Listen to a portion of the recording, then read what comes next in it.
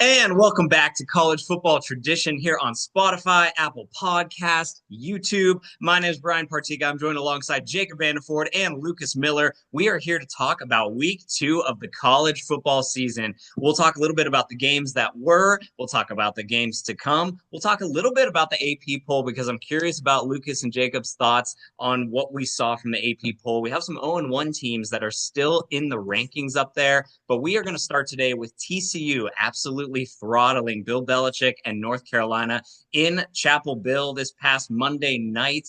TCU's quarterback Josh Hoover, he had a pretty good night. Some of the transfers that came in for the Horned Frogs seemed to light up the scoreboard. Jacob, Lucas, where do we want to start with that game? Well, I'll just kind of start with breaking down the game a little bit.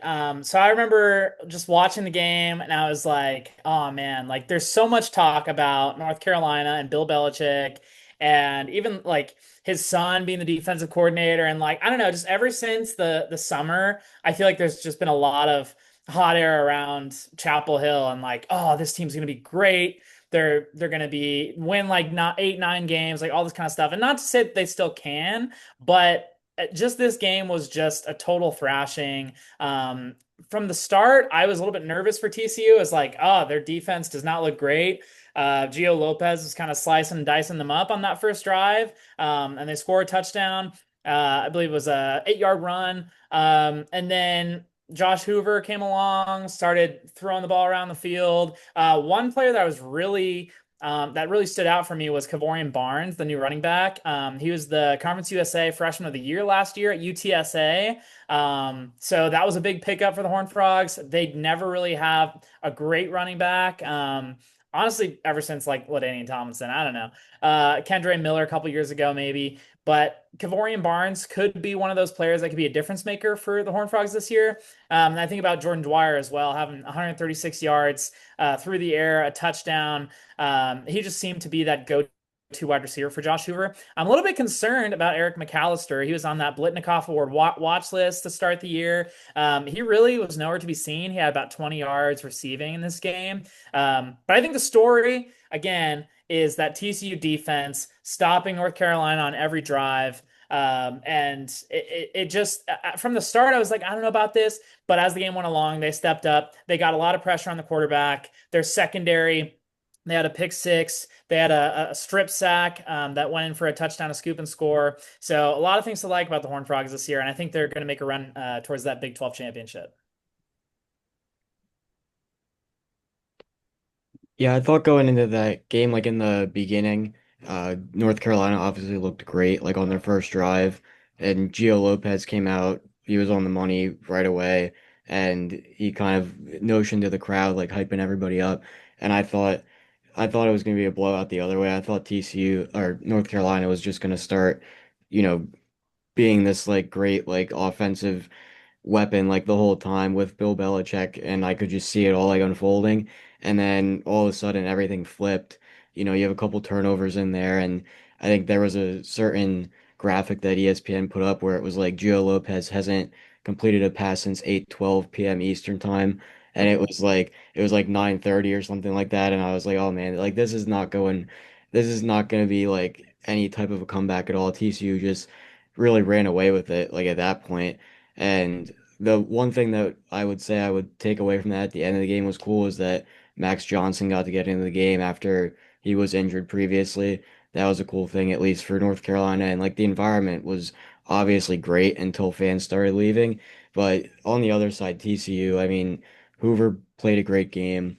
You mentioned Jordan Dwyer. He had what, 9 catches for over 130 yards. He played very well. I think the as a whole, the offense for TCU looked very good. You mentioned the running backs. I think they have a promising outlook at offense this year, so they'll definitely be able to make some noise in the Big 12. Yeah, I think they'll be able to make a lot of noise too. I mean, I was impressed with Jordan Dwyer, like you said, the Idaho Vandal transfer. He had, I think, over 1,200 yards last year for the Vandals, who won a couple playoff games on the FCS level. And Jacob, like you said, Kavorian Barnes, like out of UTSA, he was the Conference USA freshman or player of, was it freshman of the year? Freshman Freshman of of the the year? year, yeah, he had I Yeah, think like 800 yards rushing and I don't know 13 touchdowns, something like that. yeah, that was in 2022, it turns out. So Yeah. I was looking at his stats at UTSA last year, and obviously UTSA, the Roadrunners, now in the American Conference, looked like he took kind of a backseat role. I'm not Mm. exactly sure if he was injured or what kind of happened there, but he didn't rack up the stats that he did during his freshman year in Conference USA. But what he did last night, or Monday night, I should say, was pretty impressive with the over 100 yards on the ground. And I know the TCU game, they were looking to improve that rushing attack. That was something that was pretty absent last year. We saw them put a lot of Savion Williams, the wide receiver, in the backfield last year, but no problems on Monday night as they rushed for over 250 yards as a team. Trent Battle, he only had one rush for 28 yards, but it went in for a score. I was expecting to maybe see a little bit more of him, but with it being a blowout, I try not to read into too many of those things. TCU going forward, they have Abilene Christian this week, but then it's going to be SMU in 2 weeks from now. So that'll be a really good game as SMU also looked pretty good. And then North Carolina, I mean, I'm not exactly sure where they're going to go from here, even at quarterback, because Gio Lopez, he looked bad after that first drive. Max Johnson came in, looked a little bit better, but against what? Second team TCU. So Yeah. we'll see what North Carolina is going forward. As we get into this week, we have some games to preview for you. We're going to start with number 11, Illinois. They are coming off of a win, and they are going to Duke, who is also coming off of a win. Two 1-0 teams. I'm sure the winner of this game will be in the driver's seat for a college football playoff spot. Guys, what do we think about Luke Altmaier versus Darian Mensah this upcoming weekend? I'll let you go, Lucas. Yeah, I think anytime you have that kind of quarterback matchup, you probably would expect a pretty high scoring game. And a lot of times when you get like this type of a clash between a Big Ten school and an ACC school, it's either like a disaster and it's like 9-3 or it's a shootout. So I think that this one you could definitely see a lot of points being scored between these two schools. Mensa was great last week when Duke started the season against Elon. And Luke Altmaier the past few years has shown that he can put up some really good numbers. So I think that this one should definitely it should be a lot of fireworks offensively, you would think, and I'm not sure about who would win this one because it could go either way. And like you had said, the winner of this one is definitely putting themselves in position of having a big resume win under their belt for going into the playoff conversation. And it seems that Illinois, with the way that they've been ranked like last year and going into this season, they should definitely be able to solidify themselves as being a potential playoff team. Yeah, I'm really excited for this game. Like you talked about, Lucas, Darian Mensah is a beast. Threw out close to 400 yards in that game against Elon. Again, it's Elon, but like still 400 yards, 3 touchdowns. Huge game for him. Obviously, we know what Luke Altmaier can do for the Fighting Illini. But one thing that I want to talk about is the Brett Bielema teams that you sort of remember, even back to like Wisconsin. I always think of a stout offensive line that can protect the quarterback and really run the ball. And I think the big part of this game is going to come down to the trenches and being able to run the ball. And I don't know about Duke's rushing attack. I know that Illinois traditionally has had a good rushing attack. Obviously, back in the Bielema, Wisconsin days, you had guys like James White, you had Monty Ball, you even had like Melvin Gordon, like players like that who just toted the rock. And one thing that I'm going to be looking for in this game is just how much they can run the ball and how much the defense can stop the run. Not really sure what either defense can do quite yet, just based on playing the teams that they did. But this will be kind of their first test for both of those teams. And like Bryan talks about, I think whatever team comes out with this win is going to be, again, inside of sort of that driver's seat of a potential playoff berth down the line later in the season. Yeah, one thing that concerns me as I think about Illinois Duke is that, Duke and Elon were tied at half at 10 apiece at this game. Elon is not a good FCS opponent. This isn't a team that perennially makes the playoffs. It seemed like Duke, anytime you have your quarterback passing for 32 plus times a game against an FCS opponent, it's probably Yeah. not a good sign. It just felt like their rushing attack couldn't get going. I mean, they were able to score a couple on the ground later in like the third quarter, but I mean, it just didn't feel like they had a lot of juice. So that is going to worry me against a really strong Illinois defense. Like, because Illinois not only has Luke Altmaier and they have a few receivers like Hank Beatty and Malik Elzy, like I think are pretty talented, but they're able to rush the ball too. And I worry that Duke's not going to be able to stop that or at least match that. So I expect Illinois to kind of run the clock on this one. But again, like we both said, they both played against low-level FCS teams like Illinois. They beat up on Western Illinois, who's probably the worst team in the Missouri Valley Conference year in and year out. So it's going to be one of those games that's going to be hard to read until we're actually in the moment. But like you guys both said, Darian Mensah, super, super talented. I think he's probably the most athletic player on the field for either squad. But talent wise, I think it's going to be Illinois. It's going to be their defense. And can Duke break through? Because they're going to have to rush the ball better than they did against Elon last week. Yeah. Yeah. Moving right along, we have a really special Big Ten, Big 12 rivalry, and that is Iowa and Iowa State. These two teams traditionally have met in September the last couple of years. Big time rivalry in the what is it? What state is Iowa? It's not the Cornhusker state. That's Nebraska, right? Man, I don't know. They grow more corn than us though, but they have the worst corn in my opinion. I Nebraska like has the best corn. Nebraska corn's good. I like Iowa corn too. But both teams coming off of wins. Iowa State, they're 2-0 because that win over Kansas State, and then they slaughtered South Dakota, who is a decent FCS team, actually. So going into this game, Mark Gronowski, the quarterback from Iowa, he was the quarterback at South Dakota State last year before transferring in to the Hawkeyes. Guys, what do we preview on this game? I mean, Iowa State is always a fun one to look out for. Obviously, Iowa State coming out with that big win in Ireland against Kansas State. They got over the hump with that tough matchup there for Farmageddon. Another big test for them here. I look at the quarterback battle with Iowa State and Iowa. Looking at Mark Gronowski, like we kind of talked about at South Dakota State last year, had really strong showings in every game. Didn't really have to do much through the air against Albany, the Great Danes. They beat them in that first week 34-7. Baracko Becht, a really strong player, I believe was the freshman of the year in the Big 12 a couple years ago, and obviously had a great season last year. And he's coming out strong again. So I think he is able to control the clock, manage the game, has some strong receivers and a running attack as well. And that defense is nothing to sneeze at either. So I'm really looking forward to seeing this game and seeing what Gronowski can do specifically, because we didn't really see much from him the last game. Yeah, I think as well, like with Gronowski being there now, I would hope that Iowa can finally get like some good offense going. I think this game's usually really fun. It's definitely one of my favorite rivalries to tune into. And I would be pretty cautious of Iowa State coming off of their win in Ireland and then, jumping into an FCS battle there against South Dakota. They obviously win big in that one. Now, how can you turn around and play against a rival like Iowa? They get the benefit of being at home against the Hawkeyes, so that'll be good.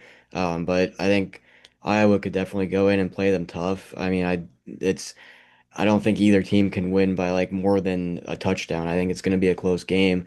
But you definitely would think going into a game like this, not only with the quarterback battle, but even with the run game, I would think that it's going to be one like not really in the trenches, but I think that it's going to be won by who can run the ball better between these two schools. Because even when you have a quarterback matchup like this one, you definitely need to counter that with the run game, and I think it's going to be a tough battle between the two. Yeah, I think the run game is definitely going to be have have to be really strong for Iowa, and they were really strong the other day. I know it was Albany, but they did rush for over 300 yards on the day. Xavier Williams, the freshman for Iowa, they are extremely high on him. He was splitting carries with Terrell Washington Jr., the third year guy for Iowa. They were splitting carries, but Xavier Williams had the better day. I think you could see the speed in him as well. He rushed for over 100 yards, and then Gronowski, he's not going to throw the ball 20, 30 times. He's probably only going to throw the ball 10, 15 times a game. But that's the Iowa offense, and that's how we know it, and that's how we love it. So he rushed the ball 11 times as well. So this is going to be a pound and ground and all around game for Iowa if they want to come out on top of this one. I'm really excited for it because either team that wins this, I think, is eyeing the conference race in their respective leagues. Yeah, and I look at Iowa's schedule, it's definitely doable, but Iowa State, you're already in the driver's seat being 1-0 in conference play. This would be a huge weight off your shoulders if you're able to prove that you could beat one of the big boys from the Big Ten. So this would be a good one that I'm excited for as well. Mhm. Nice.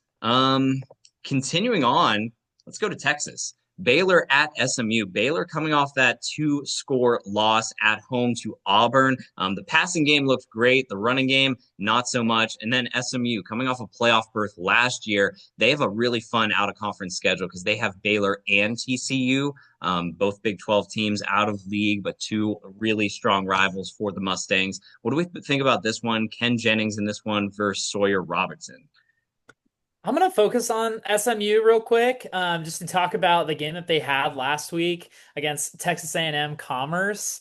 I'm looking at their turnovers in this game. So they lost two fumbles in this game and threw a pick via Kevin Jennings, and you just can't do that against a Baylor team coming up this week. So even though they really stomped A&M Commerce 42-13 in their first game of the year. They probably had some first game jitters, what have you, but you can't fumble the ball that much. You can't have that many picks. And then I'm looking at their penalty yards as well. They had 8 penalties for 84 yards. That eclipsed the A&M Commerce mark in that game too. So you just can't have that many penalties and you can't have that many turnovers against a solid Baylor team, especially led by Sawyer Robertson. We've kind of talked about him as one of those star quarterbacks in the Big 12 this year. Had a great year last year. A lot of people like him as one of the star quarterbacks in the Big 12, obviously. So I think throwing over 400 yards last week as well. So just seeing what those two quarterbacks can do. Again, we've talked about the running game for a lot of these teams, but how can they utilize the run game to milk some clock and to wear that defense down is going to be really key. And the big thing that I always look for in games like this is how can they open up the RPOs, the run pass option. So running the ball opens up the pass game, as we know. So I really look for somebody like Kevin Jennings, who I really think looks a lot like a Lamar Jackson back in college. How can he utilize his legs? Get the running game going, not just with the running backs they have, but himself. I think that's really going to open up this SMU offense and get those Mustangs running. So I like SMU in this game to come out on top, but I think Baylor's going to keep it close in this Texas rivalry.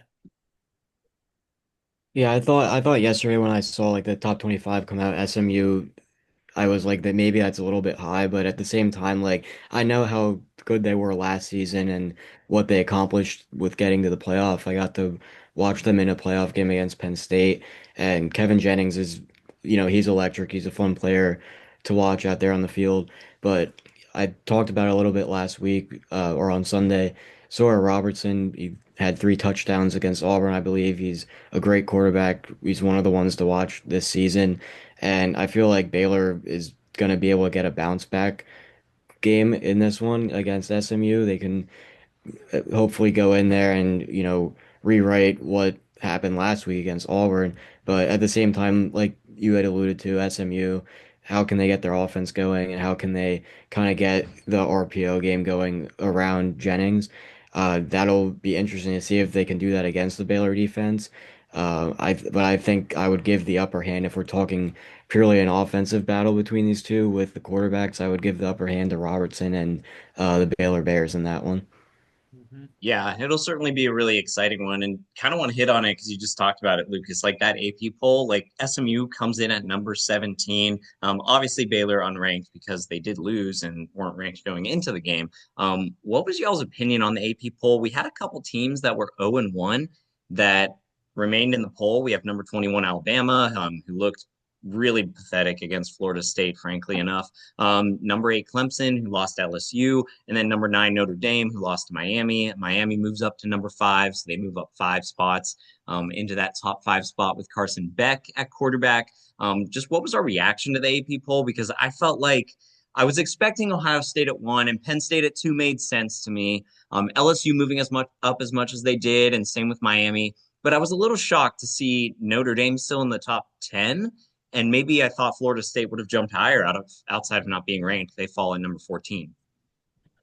Yeah, I mean, I was looking at I was watching something about somebody was like, oh, like Florida State should jump into like the top 10, top five. And I was kind of like, all right, we got to slow our roll a little bit. Like they obviously did play really well against Alabama, But I'm kind of like they were outside the top 25. They look really strong, but I think we should give them maybe another game or two to like sort of prove themselves and see how much they can go from there. I think their next test, if they're able to kind of jump over that, whatever, top 25 team they play next, I think that will get them into the top 10 and beyond. And as long as they keep winning, I think they'll reach that point. But I like where Florida State is. I think it's a good spot for them right now. I really like that Utah cracked the top 25 as well. Were they in it last week? I forget.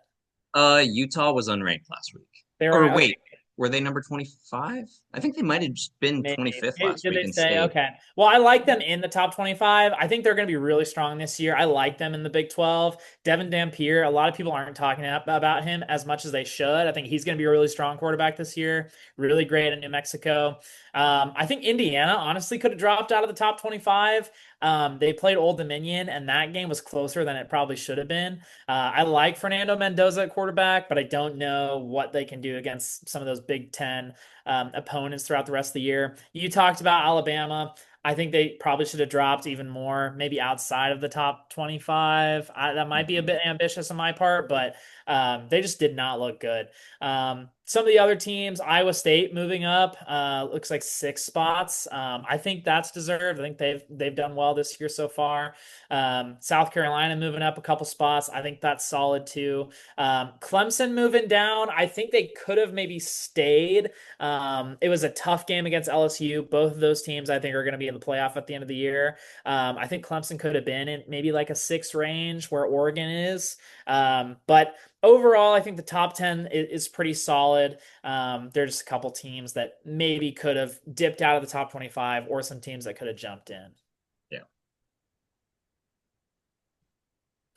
Yeah. I think when I look at the top 25, I'm like, it's clear that some voters before Sunday and Monday games already had their ballot picked out. I'm Yeah. not saying like South Carolina should have been higher or anything like that. Like being in the top 10 is pretty special. That's great. But to not even have TCU on a lot of these ballots, and I didn't expect TCU to be ranked, but only 49 votes. And that just seemed, I don't know, it seemed a little surprising to me. Like it it's almost like if that game was closer and maybe UNC was a better team, but TCU still won, that TCU would have been receiving more votes. But it seemed like since TCU exposed so many ways in which North Carolina has holes in their defense and their defensive line, especially talent wise, it almost seemed like TCU was punished for that. And same with a team like South Florida. Like South Florida, they only received 25 votes. I was expecting them to be ranked, honestly. Like they beat Boise. I know Boise was barely ranked last week. I think they were number 25 last week. But the way Yeah. it's that South Florida won, I just thought that it would have been time to rank them. I know it's early, but it's time to be fluid when the first couple weeks of the season are hitting. Yeah. Yeah, it's kind of tough to like really truthfully like react to the poll after being like week one because like you want to take a look at teams like TCU and like Southern Florida and give them their credit where it's due, but then you have to pull teams out and when I'm looking at it it's like maybe Indiana, but at the same time like going into that game against Old Dominion I was kind of thinking it could be close, so it's like they still got the win, so you want to keep them ranked. And then Texas Tech, I thought they looked pretty good. I think that even though they beat, was it Arkansas, Pine Bluff, I think they could still play well going into their next couple games against tougher opponents. And Utah looked really good. So those teams I think are properly ranked. I think Alabama going into Sunday, I in my mind kind of thought they were going to be at like 23. So I think 21 is fine for them. I don't know that I would unrank them yet.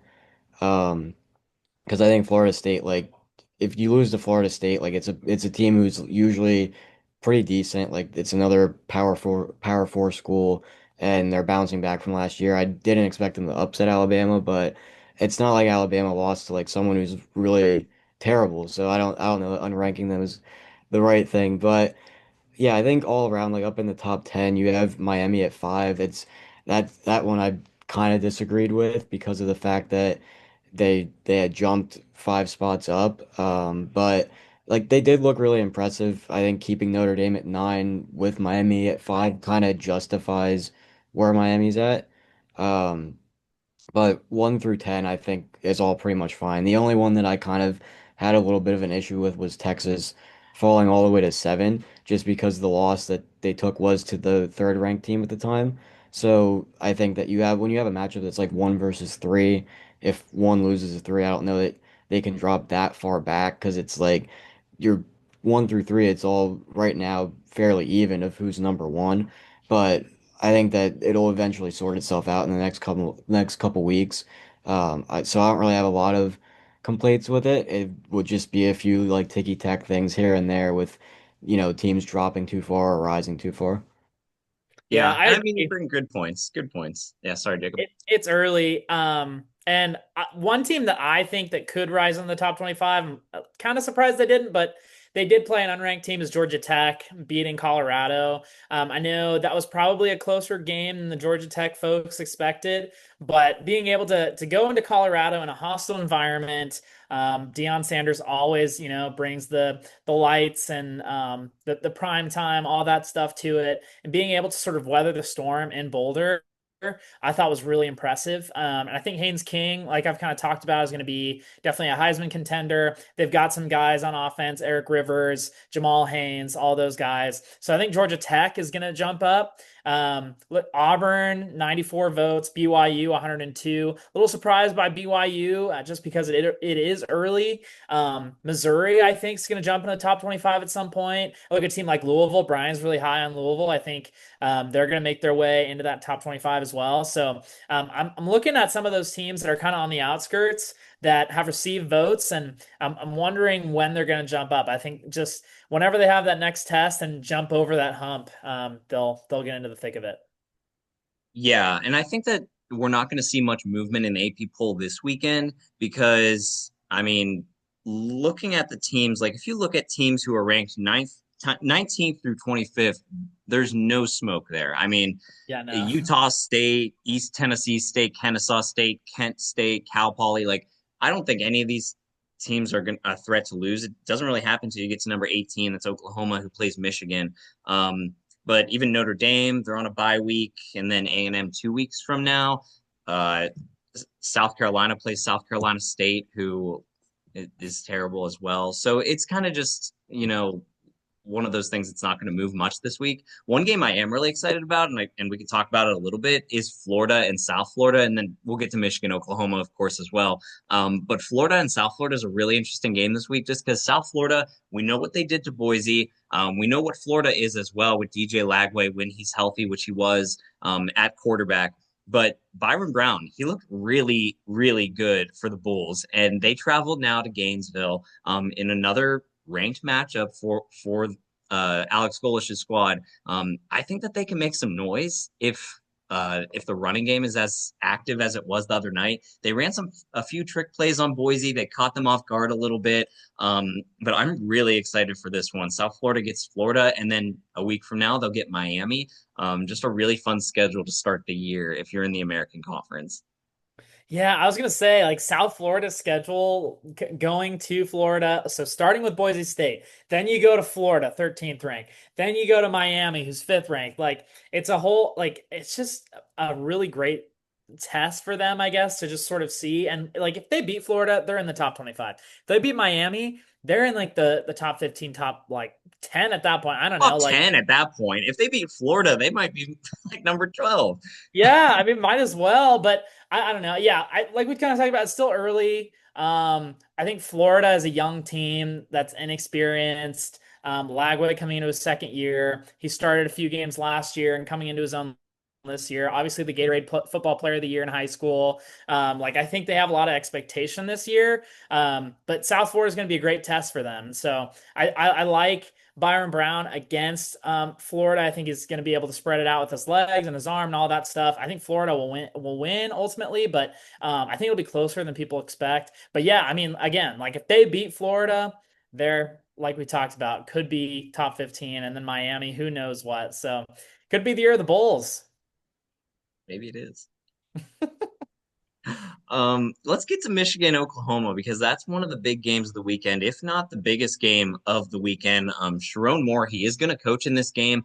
He did play at Oklahoma. I believe he was a part of that Fiesta Bowl team that lost to Boise State in one of the greatest Fiesta Bowls of all time. But this is going to be a really exciting homecoming for him and for Michigan. You have a freshman quarterback going into that environment at Norman. I'm really excited for this one. John Mateer, he looked great. The Oklahoma quarterback who transferred from Wazoo last year. What do we think of this game going into it? I think that, it's really going to come down to, is John Mateer going to be good against really good defenses? Because this is probably the strongest defense that he has had the privilege of playing so far this year.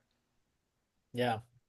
Yeah, I'd like to see how Mateer can do going up against, like you said, a strong defense because he was obviously, very good at Washington State. He put up great numbers pretty often, and now going against a Big Ten defense like Michigan, it, you would think like, yeah, that's going to be pretty tough for him, but at the same time, I would think that it's just equally as tough for Michigan to go into that environment and play against that offense, especially when you have that crowd involved in the game. Um, Same thing for Bryce Underwood with being a freshman. That's really like it's the second game of his career, and it's already you're going into Norman, which is it's not one of the best environments, but it is certainly one of the more traditional like hard places that people have to play, especially with it being a ranked on ranked game. So I think my biggest thing looking into this game would be the play of Bryce Underwood, just to see, what is he truly made of, because we haven't seen that as of yet. I think there was so much hype with him going into playing at Michigan. It's obviously a school that's pretty known for, the impact their quarterbacks have on their play. So I'm at least hoping that Underwood can perform, uh, live up to the hype, if not in this game eventually, but this will definitely be a big game for Michigan with Moore and Underwood kicking off their tenure. Yeah, and I think this game is going to be the vet versus the rook. I think it's going to be a lot about how did they utilize the run game. I've talked about this a lot, but Oklahoma, like, they relied on John Mateer a lot last game, throwing the ball 37 times, close to 400 yards, 3 touchdowns.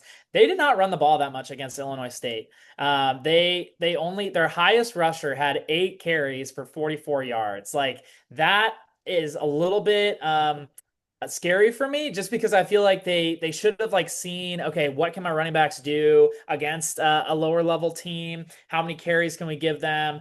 I get like keeping them fresh, but like we really need to see what the running backs can do, because these are fairly new running backs to their system. I know Oklahoma is always going to have a strong defense with Brent Venables at quarterback at head coach. And so he's going to be able to bring a lot of strong defense to the table. But like we talked about, Michigan has a really strong defense. I think Bryce Underwood is a dog. Like, I think a lot of people are going to be talking about him midway through the season as a really strong quarterback this year, even as a rookie freshman. I think he brings a lot to the table in terms of accuracy, arm strength. The ball just rockets out of his arm.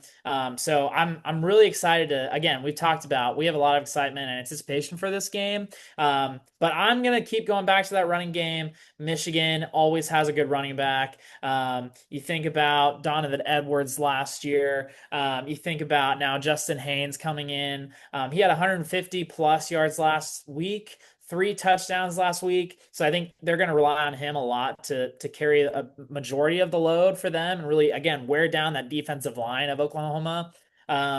And I think Bryce Underwood, he won't have to take on a lot of that load just because of those running backs that they have. But I think, again, John Mateer is going to have to throw the ball around a lot. So I think that's kind of what I'm looking at in this game, but it should be a good one. Yeah. All right. Yeah, I think it'll be a good one. Probably the best game on slate this upcoming weekend. Any other games we want to talk about before we get to our pick 'em? Man, I don't think so. I think we're ready for a pick 'em. I think so too. Yeah, it's not exactly the strongest week of college football coming up, but those Yeah. end up being the most surprising sometimes. We do have some games Friday night, but none of them I don't think we could hit on right now. We're going to start with this one. Number 11, Illinois, traveling to Duke. We talked about the battle of the quarterbacks. Who do you guys got in this one? I this one's tough for me because I really like Duke. I really like Darian Mensah. And it being at home, I think they could shock the world a little bit, but I'm going to go with Illinois. I think they'll stay with that 11th ranking that they have currently. I think Altmaier is going to be able to control the game, be that game manager. He's been around for a while, so I think he's going to be able to really take over that game. I think the defense is going to be strong, so I got Illinois. I think just for fun, I'm gonna counter that with starting the day off with an upset. I think I would love to see Darian Mensah, just go crazy in that home environment there at Duke and see them take down the Illini.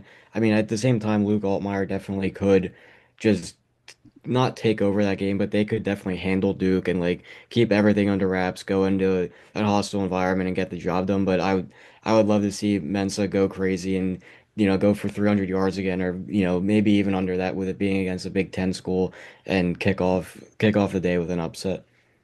Ooh, that would be really fun if Duke won, especially because they get to travel to Tulane, a homecoming for Darian Mensah, Uh, coming up right around the corner here. But I'm also going to have to go with Illinois. I think that Luke Altmaier is probably I think he's one of the best returning quarterbacks in the Big Ten.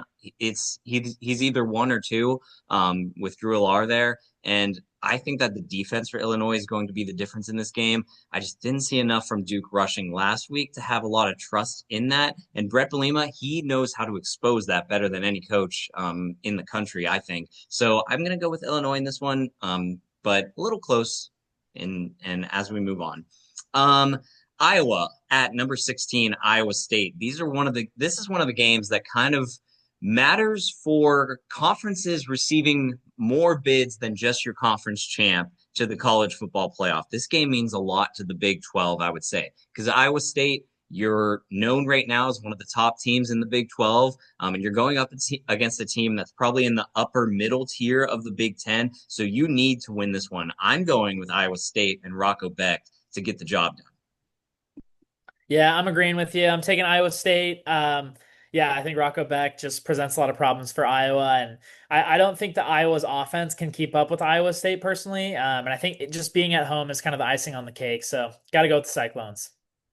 Yeah, I mean, I think that Gronowski and that Iowa team's going to give him a good fight, but I gotta agree with both of you guys. I think Iowa State takes that one. I mean, just like you had said, Brian, with the not really pressure, but the thought of going into that game for the Big 12, that being a game that could be looked at later on going into like November and December for the playoff. I think that just adds even more of a bigger impact to this game. I think Iowa State would win that one at home. Yeah, helps that that one is at home as well. Baylor at number 17, SMU, a renewed Southwest Conference rivalry. Who takes it home? Lucas, we'll start with you this time. Which one was that? Sorry. Oh no, you're sorry, my bad. Baylor at SMU. Yeah, I think I still want to stick with Sawyer Robertson on that one, but at the same time, I think SMU, you get that game at home, playing like you said, it's labeled as an out of conference game, but still, it's one that you want to get the win against somebody who's also like in your conference as well. So I think that um, even with it being an out of conference game, it's still going to be that same amount of hype, and I think that SMU getting the benefit of playing that game at home against Baylor, I think that they could definitely get the win and kind of show why they should be a top 25 team. At the same time, Sawyer Robertson, like you can't discredit the performances that he puts up. That Baylor team did look pretty good against Auburn, but I think SMU will ultimately come out on top. Yeah, I still want to take Baylor in this matchup. I want them to come back from a game against Auburn, a disappointing game, come back with a win over an in-state rival. But I am going to take SMU. I think Kevin Jennings is just going to be too much on the ground and in the air. I think their defense is going to show up in this game. It might be a bit of a shootout offensively, but yeah, I think SMU is going to come out on top. Okay, well, I'm going to go the other way on this one. I'm going to go Baylor. I think Sawyer Robertson, he just lit it up, and his receivers showed that they could get open under press coverage and under pressure. So I really like Bears in this one, even on the road at SMU. I'm not impressed with the crowds that have been put together over there in Gerald Ford Stadium of Dallas. I think that this could be one of those games that there's going to be a lot of green in the stands. So I'm going to go with Baylor in this one. I know I went back to back Big 12. I have Baylor going 11-1 on the year. The loss wasn't to SMU and it wasn't to Auburn, so I need them to kind of win out if I want my standings of Baylor to remain the same. But I think that they bounce back in this one. All right, next up, we got Kent State traveling to. No, I'm just joking. We're not doing we're not doing Yeah, I Kent should pick State, that Texas. one. No, but I do want to hit on one of the lower level matchups because I just think it's interesting. We could breeze through it quickly, but UConn, they're coming off of a win against Central Connecticut State. They travel to Syracuse. Fran Brown's squad didn't look that good against Tennessee. I'm going to take UConn in this one. A close one, but a much needed win. I'm going to go against my own offseason prediction and go with UConn. You got it, Lucas. I think I'll have to go with Syracuse in that one. Just it's not like it's a toss up, but I like not looking into either of the teams. I'll just take Syracuse because even though they got throttled by Tennessee, I think they could handle going up against UConn. Man, UConn is my dark horse this year. A potential playoff berth. I don't know Dark about that. horse, what? What? Dark horse. Well, to some people, I think they're a dark horse. I don't know what you'd say for me. They're on my mind. I don't know. I got the Huskies for sure in this game against Syracuse. They're one of my teams from Bryan's college football fantasy league, and I need them to keep going well. Joe Fagnano, that quarterback, 260 yards last week, 3 touchdowns in the air, looking great to start the year. Cameron Edwards at running back, 115 yards on 6 carries. Come on, 20 yards a carry, that's nuts. And then Skylar Bell at wide receiver, 135 yards, 2 touchdowns, 34 yards per catch, also insane. That's the three-headed monster. I'm taking UConn. All right, perfect. Yeah, I think like Lucas said, this might be a toss-up kind of game. Not reading too much into it either. Okay, this one I wanted to hit on earlier, but we didn't have time to get to it. Oklahoma State, Mike Gundy's squad traveling to number 6 Oregon. Both teams coming off of pretty decisive wins, I would say, over FCS opponents. I think that this game is so important for Mike Gundy. You can't get blown out in this spot. I am still going with Oregon just because I think the talent level's too deep. I think Dante Moore's a good quarterback, but I just think it's going to be a little too close for comfort. Oregon is 29.5 point favorites right now. So curious on your guys if you guys have thoughts for this one. This game is in Oregon, correct? Yes. Yeah, this is one of the ones I was kind of looking at that I might want to tune into a little bit just because it's a cool matchup. But I think that Oregon definitely could handle going up against Oklahoma State, especially with playing that one in Autzen. I don't know what the spread is, but I think they should definitely be able to handle the Cowboys in that game. So I'll go with Oregon. It's somewhat of a resume game for Oregon, like later on because you're playing against a Big 12 school, but I think that they'll be able to get that one. It all comes back to Nebraska, folks. Going back to the Cornhusker State, guess who their quarterback is at Oklahoma State? It's Zane Flores from Gretna, Nebraska. He played for Gretna High School, took him to the state championship. I really wanted him as a Nebraska Cornhusker. He decided to go to Oklahoma State. Nebraska had other plans. It's whatever. I'm glad to see him in a starting quarterback spot. He didn't really show me a lot last week, though. And I know there's like this sort of budding feud in the media with like Oklahoma Mike Gundy being like, "Oh, Oregon's like paying for all their players," and then Dan Lanning's like, "Oh no, like we pay to win," like this whole thing. So I'm excited for this matchup, but I'm definitely gonna go with Oregon. I think they're just too strong across the board. Oklahoma State coming off a year last year that was really disappointing, only 3 wins. I don't know that they're gonna get a lot of wins this year either, so I got to go with Oregon. Okay. Yeah. I think we're Oregon across the board then. This one's going to be I mean, Mike Gundy needs to prove something this year because I think that seat is getting a little hot. We're going to move another Big 12 game. Kansas at Missouri. The border war is back. Jalen Daniels, the quarterback for Kansas. He already has 7 touchdowns on the year. Missouri, they ran wild and passed wild last week against Central Arkansas. Guys, who do you got? Well, from being a Penn State fan and watching a guy that I thought could be our next quarterback go over to Missouri, I think I have to pick the Tigers because of Bo Perbula on the offensive side for them. I think that they looked pretty impressive the other night. I know they were going up against a much lesser opponent than Kansas, but I think that their offense looks just as good as Kansas's could with what we've seen from Jalen Daniels over the years. So I think I'm gonna have to go with Missouri in that one. And with it being a rivalry game, we should see a pretty close game between these two. Yeah, this game's going to be really close. And I think it could go either way. I think it's a toss up. I think Bo Pribula, like you kind of talked about, really strong quarterback. I think he can do a lot. And we saw that last week against a lower tier opponent. Jalen Daniels, we've seen what he can do over the years. He's had some turnover difficulties. Not a great year for Kansas last year. I do think this is a bounce back year for Kansas. I want to pick Kansas, but I just think Missouri is too strong across the board in the SEC. They're going to play a lot of strong opponents this year. This is going to be their first test. I think that's going to catapult them into their SEC schedule. So I like Missouri in this game. Okay, nice. I think I'm going to go against the grain here. I'm going to pick Kansas. Jalen Daniels, he's just really impressive to me. He's one guy who I think could potentially be in the running for New York. I like Kansas's schedule this year. Missouri, they also have a nice schedule. It feels like every week for the Tigers this year is an opportunity. They're the only SEC team who doesn't have to play a playoff team from last year. So everything is right in front of them. Absolutely everything. But I'm not going to take them in this one. I think Kansas wins this one. The spread's only 6.5 in favor of Missouri. I do think the under will hit. I think both offenses are going to slide a little bit. And I was impressed with what the defensive line showed me for Kansas enough to think that they could slow the Missouri rushing attack down. So I'm going to slightly go Kansas, but I think this is going to be just an awesome game. So all Big 12 Bryan so far. Um, okay, moving on. What's next? We talked about it a little bit. South Florida and Florida. I'm going with the Gators. I don't think the Bulls can do it again. I mean, it would be cool.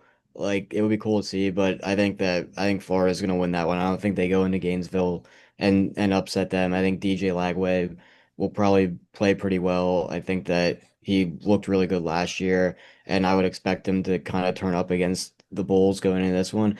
At the same time, for South Florida, we saw what their quarterback did last week. He was really great against Boise State, and we could see some sparks from their offense. But I think if that kind of dies down in the first half, I think going into the second half of that game, I think Florida can definitely close it out and do what they need to do to get that win against South Florida. Hmm. Yeah, I like Florida too. I think DJ Lagway, like we talked about, is going to be the star of this game. It's going to be a good quarterback battle, but yeah, I think Florida is going to open a lot of eyes this year in the SEC, and they're going to be strong contenders for an SEC title potentially. Yeah, I think that this game's really important for both teams, of course, but I don't look at this as like a do or die moment for South Florida. Even if they lose this game, even if they lose to Miami, if they go out and win the American and they finish the year 11-2, I still like their playoff chances compared to an undefeated Liberty. Just because you're taking those shots against those top 15 opponents. And just keep it close, keep it relevant. Florida opens as a 17.5 point favorite, so don't get blown out. But I think that Florida wins this one as well. Moving on, let's do one or two more. Okay, let's go. Michigan at Oklahoma. Oklahoma opens at 5.5 point favorites in Norman. Guys, who do we got in this one? Mm. I'll let you go first. Okay. Uh, this is so hard. You know what? I'm gonna go with Oklahoma. It's at home. I think John Mateer is gonna stamp his name as a Heisman contender, potentially front runner after this game. I think he's gonna run all over this Michigan defense. I think it's gonna surprise people how Michigan's defense looks after this game. Yeah, I'm just gonna say it. I'm gonna blow some people's minds with that. And I think Bryce Underwood's going to look good, but it's going to be his first test as the quarterback at Michigan. I think it's going to sort of bring him down to earth a little bit. So yeah, I'm going to go with Oklahoma in this game. Yeah, I feel like this is the way that it's shaping up is like one of those classic non-conference matchups, that you'll be looking at a couple years from now and like it's the SEC versus the Big Ten. I think that it could be like that as long as Bryce Underwood plays up to his potential. And like you said, the Michigan defense has to stop the weapons on Oklahoma's offense. And I think John Mateer, if he can get going and stay consistent throughout that game, I think that Oklahoma should be able to win that one. I think it's gonna be a close game though. But I would love to see Bryce Underwood play well. I'd love to see him, show what he can do against, a big time opponent like Oklahoma. But I think that if John Mateer plays well, they could definitely get that win at home. Okay. Yeah, I got Oklahoma as well. I still have Michigan as a 9-win team. I think they are only going to lose a few games this year. I think that they could easily finish this season ranked. I don't have this being one of those wins, though. I think your quarterback, unproven so far, he's going to end up being a star, in my opinion. But you're going up against a veteran team. You're going up a team that was battle tested from last year, a team that has a lot of offensive firepower, a team that I think is very, very prevalent on defense. And I think that Oklahoma wins this one. And I think that they probably cover as well. One more game in our slate. UCLA at UNLV, the battle of the acronyms in this one. UCLA coming off of an absolute throttling against Utah. They lost. Nico didn't look good. The offense didn't look that good. And then UNLV, they're 2-0, but kind of limping into this game. I mean, they beat Idaho State. That one was way too close to call. And then they beat Sam Houston, but even that one wasn't super impressive. Dan Mullen's squad is 2-0, though. Who do we like in this one? I think I'm gonna surprise some people and say UNLV.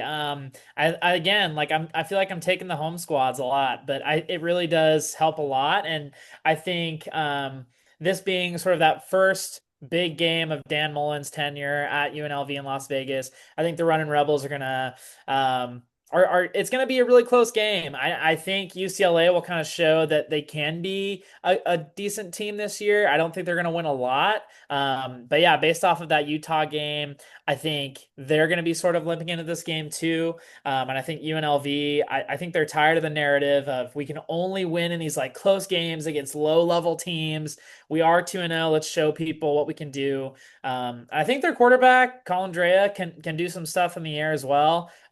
So I'm gonna go with UNLV. We'll see what happens. I'm just shooting it in the dark right now. Yeah, actually, I agree with you on that one. I would have actually been surprised if you picked UCLA for some reason because I was like, I don't know why. It's like this certain like narrative with Nico being there. Like, Yeah, I don't feel like there's a ton of potential with them for some reason because like even going into that Utah game, like I didn't expect Utah to beat them by as much as they did, but I thought Utah definitely would win that game. And it's like you have a team like UNLV who, as you mentioned, they're basically limping into a 2-0 record because they barely beat Idaho State, and again like didn't look super strong against Sam Houston, but now going up against a Big Ten school, I think they could knock off UCLA and get one of those signature wins and be 3-0. yeah, Yeah, I think that this game is really important for the Mountain West Conference. Just to be able to be that group of six school, that group of six conference that gets the bid into the college football playoff. I think people are expecting UNLV to be good going forward. I have a hard time picturing UCLA losing this game. I don't know why. I think the wheels would absolutely come off of that program if they started the year 0-2, losing to yeah, Utah and UNLV. So for that reason, I'm going to go to UCLA just because I can't see it. And I'm going to be watching that game, kind of root for the not the underdog. I mean, but UNLV in this circumstance. I think it'll be a really close game, like you both said. But I'm going to go with UCLA just because I'm having trouble picturing this one. And Nico, he's still someone who has played in some big games, so I don't know if Allegiant Stadium is exactly going to be a terrifying environment for him. It won't be filled at all. So we'll see on that one. But yeah, those are our picks, and let us know how we did in the comments. We'll try to recap that during our weekend review show later on. Will you be keeping track of these like college game day does? I think we should. Jacob, should we do that again? Honestly, yeah. I feel like every week we should bring on like a guest star, like Bear or whatever, like they used to do in college football, and just give like some random like games, like over under, what's the spread? I'm putting it up here. Like, I think we should just bring in like I don't know, somebody like that. We should be giving our betting picks.